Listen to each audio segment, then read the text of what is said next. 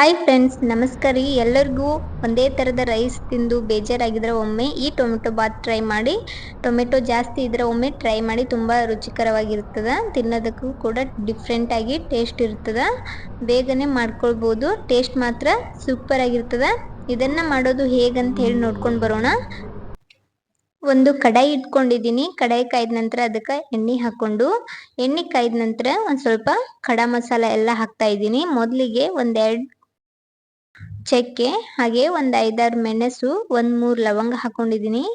ಒಂದು ಅರ್ಧ ಚಮಚದಷ್ಟೇ ಮೆಂತೆ ಹಾಕೊಂಡಿದ್ದೀನಿ. ಹಾಗೆ ಒಂದು ಸ್ವಲ್ಪ ಧನಿಯಾ, ಒಂದು 2-3 ಟೇಬಲ್ ಸ್ಪೂನ್ ಅಷ್ಟು ಧನಿಯಾ, 1 ಏಲಕ್ಕಿ, ಹಾಗೆ ಒಂದು ಸ್ವಲ್ಪ ಜೀರಿಗೆ ಹಾಕೊಂಡಿದ್ದೀನಿ. ಒಂದು ಸ್ವಲ್ಪ ಸೋಪು, ಎಲ್ಲನೂ ಎಣ್ಣೆಯೊಳಗೆ ನೀಟಾಗಿ ರೋಸ್ಟ್ ಮಾಡ್ಕೊಳ್ಳೋಣ.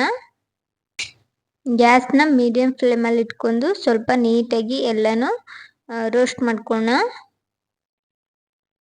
ಇವಾಗ ಇದೆಲ್ಲ ಸ್ವಲ್ಪ ರೋಸ್ಟ್ ಆಗ್ಯದ. ಇದಕ್ಕೆ ನಾನಿಲ್ಲಿ ಒಂದು ಸ್ವಲ್ಪ ಸಾಸಿವೆ ಹಾಕ್ತಾ ಇದ್ದೀನಿ.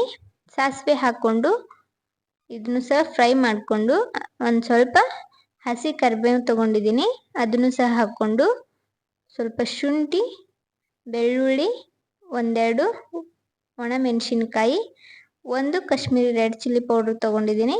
ಎಲ್ಲನೂ ಹಾಕ್ಕೊಂಡು ಕೈ ಬಿಡದೆ ಇದನ್ನು ಸ್ವಲ್ಪ ಹೊತ್ತು ಹೀಗೆ ಫ್ರೈ ಮಾಡ್ಕೊಳ್ಳೋಣ. ಎಲ್ಲ ಫ್ರೈ ಆದ ನಂತರ ಇದಕ್ಕೆ ನಾನು ಒಂದು ಸ್ವಲ್ಪ ಪುದೀನ ಸೇರಿಸ್ತಾ ಇದ್ದೀನಿ. ಪುದೀನ ಹಾಕ್ಕೊಂಡು ಇದನ್ನು ನೀಟಾಗಿ ಫ್ರೈ ಮಾಡ್ಕೊಳ್ಳೋಣ. ಪುದೀನ ಹಾಕೋದ್ರಿಂದ ಟೇಸ್ಟ್ ಕೂಡ ಚೆನ್ನಾಗಿರುತ್ತೆ. ಇವಾಗ ಇದಕ್ಕೆ ಒಂದು 3 ಟೊಮೆಟೊನ ಕಟ್ ಮಾಡಿ ಸೇರಿಸ್ತಾ ಇದ್ದೀನಿ. ಹಾಗೆ ಒಂದು ಸ್ವಲ್ಪ ಕೊಬ್ಬರಿ ಹಾಕ್ಕೊಂಡು ಇದನ್ನು ಸಹ ಹುರ್ಕೊಳ್ಳೋಣ. ಕಡಾಯಿ ಜಾಸ್ತಿ ಕಾಯ್ದಿತ್ತು, ಅದಕ್ಕೋಸ್ಕರ ಸೈಡಲ್ಲೇ ಹಾಕ್ಕೊಂಡು ಹುರಿತಾ ಇದ್ದೀನಿ ಕೊಬ್ಬರಿಯನ್ನು. ನೀವು ಮೊದಲು ಕೊಬ್ಬರಿ ಹಾಕ್ಕೊಂಡು ಹುರ್ಕೊಳ್ಳಿ, ನಂತರ ಟೊಮೆಟೊ ಹಾಕ್ಕೊಳ್ಳಿ. ಮಸಾಲೆ ಹೊತ್ಬಿಡ್ತದೆ ಅಂತ ಹೇಳಿ ಟೊಮೆಟೊನ ಸೈಡಲ್ಲಿ ಹಾಕ್ಕೊಂಡು ಒಂದು ಸೈಡಲ್ಲಿ ಕೊಬ್ಬರಿನ ಹುರಿತಾ ಇದ್ದೀನಿ. ಎಲ್ಲನೂ ಸ್ವಲ್ಪ ಹೊತ್ತು ನೀಟಾಗಿ ಹುರ್ಕೊಂಡು ಇದನ್ನು ಗ್ಯಾಸ್ ಆಫ್ ಮಾಡಿ ಆರ್ಲಿಕ್ಕೆ ಬಿಡೋಣ. ಲಾಸ್ಟಲ್ಲಿ ಒಂದು ಸ್ವಲ್ಪ ಅರಿಶಿಣ ಹಾಕ್ಕೊಂಡು ಇದನ್ನು ಮಿಕ್ಸ್ ಮಾಡಿ ಆರಿದ ನಂತರ ನೀಟಾಗಿ ಇದನ್ನು ಗ್ರೈಂಡ್ ಮಾಡಿ ಎತ್ತಿಟ್ಕೊಳ್ಳೋಣ. ಈ ಕಡೆ ನಾನು ಒಂದು ಕುಕ್ಕರ್ ತೊಗೊಂಡಿದ್ದೀನಿ. ಕುಕ್ಕರ್ಗೆ ಒಂದು 2-3 ಟೇಬಲ್ ಸ್ಪೂನ್ ಅಷ್ಟು ಆಯಿಲ್ನ ಸೇರಿಸ್ತಾ ಇದ್ದೀನಿ. ಎಣ್ಣೆ ಚೆನ್ನಾಗಿ ಕಾಯ್ದ ನಂತರ ಅದಕ್ಕೆ ಒಂದು ಸ್ವಲ್ಪ ನಾನು ಸಾಸಿವೆ ಹಾಕ್ಕೊಂಡಿದ್ದೀನಿ. ಸಾಸಿವೆ ಫ್ರೈ ಆದ ನಂತರ ಜೀರಿಗೆ ಸೇರಿಸ್ಕೊಂಡು, ಹಾಗೆ 1-2 ಪಲಾವ್ ಎಲೆಯನ್ನು ತೊಗೊಂಡಿದ್ದೀನಿ. ನಂತರ ಇದಕ್ಕೆ ಒಂದು ಸ್ವಲ್ಪ ಗೋಡಂಬಿ ಕೂಡ ಹಾಕ್ಕೊಂಡು, ಒಂದು ಸ್ವಲ್ಪ ಕರಿಬೇವು ಹಾಕ್ಕೊಂಡು ಫ್ರೈ ಮಾಡ್ಕೊಳ್ಳೋಣ. ಗೋಡಂಬಿ ಸ್ವಲ್ಪ ಫ್ರೈ ಆಗೋವರೆಗೂ ಇದನ್ನು ಫ್ರೈ ಮಾಡಿಕೊಂಡು, ಇವಾಗ ಒಂದು ದೊಡ್ಡ ಸೈಜ್ ಈರುಳ್ಳಿನ ಕಟ್ ಮಾಡಿ ಸೇರಿಸ್ತಾ ಇದ್ದೀನಿ ಒಗ್ಗರಣೆಗೆ. ಈರುಳ್ಳಿ ಕಲರ್ ಚೇಂಜ್ ಆಗೋವರೆಗೂ ನೀಟಾಗಿ ಫ್ರೈ ಮಾಡ್ಕೊಳ್ಳೋಣ ಈರುಳ್ಳಿಯನ್ನು. ನಾನಿಲ್ಲಿ ಒಂದು ದೊಡ್ಡ ಸೈಜ್ ಟೊಮೆಟೊನ ಕಟ್ ಮಾಡಿ ಸೇರಿಸ್ಕೊಂಡಿದ್ದೀನಿ. ಟೊಮೆಟೊವನ್ನು ಸ್ವಲ್ಪ ಹೊತ್ತು ಎಣ್ಣೆ ಒಳಗೆ ಫ್ರೈ ಮಾಡಿಕೊಂಡು, ನಂತರ 1 ಟೇಬಲ್ ಸ್ಪೂನ್ ಅಷ್ಟು ಅರಿಶಿನ ಪುಡಿಯನ್ನು ಹಾಕ್ಕೊಂಡಿದ್ದೀನಿ. ಇದನ್ನೆಲ್ಲ ಒಮ್ಮೆ ನೀಟಾಗಿ ಫ್ರೈ ಮಾಡ್ಕೊಂಡ್ಬಿಟ್ಟು, ಮೊದಲು ನಾವು ಮಸಾಲೆ ಏನು ಮಾಡಿಟ್ಟಿದ್ವಿ ಟೊಮೆಟೊದು, ಆ ಮಸಾಲೆನ ನೀಟಾಗಿ ರುಬ್ಕೊಂಡು ಅದನ್ನು ಇದಕ್ಕೆ ಸೇರಿಸ್ಕೋತಾ ಇದ್ದೀನಿ.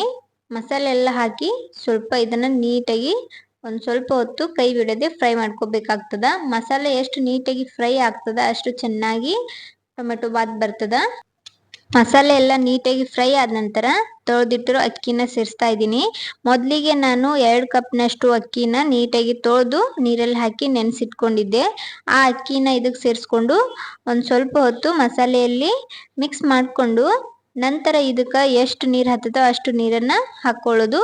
ನಾನು 2 ಕಪ್ನಷ್ಟು ಅಕ್ಕಿ ತೊಗೊಂಡಿದ್ದೆ. 2 ಕಪ್ ಅಕ್ಕಿಗೆ 4 ಕಪ್ನಷ್ಟು ನೀರನ್ನ ಹಾಕ್ತಾ ಇದ್ದೀನಿ.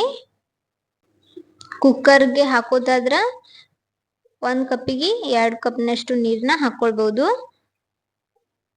ಇವಾಗ ಇದಕ್ಕೆ ನೀಟಾಗಿ ಮಿಕ್ಸ್ ಮಾಡಿ ರುಚಿಗೆ ತಕ್ಕಷ್ಟು ಉಪ್ಪು, ಹಾಗೆ ಮೇಲ್ಗಡೆಯಿಂದ ಸ್ವಲ್ಪ ಕೊತ್ತಂಬರಿನ ಹಾಕಿಬಿಟ್ಟು ಕುಕ್ಕರ್ ಮುಚ್ಚಿ 1-2 ವಿಜಿಲ್ನ ಕೂಗಿಸ್ಕೊಳ್ಳೋದು.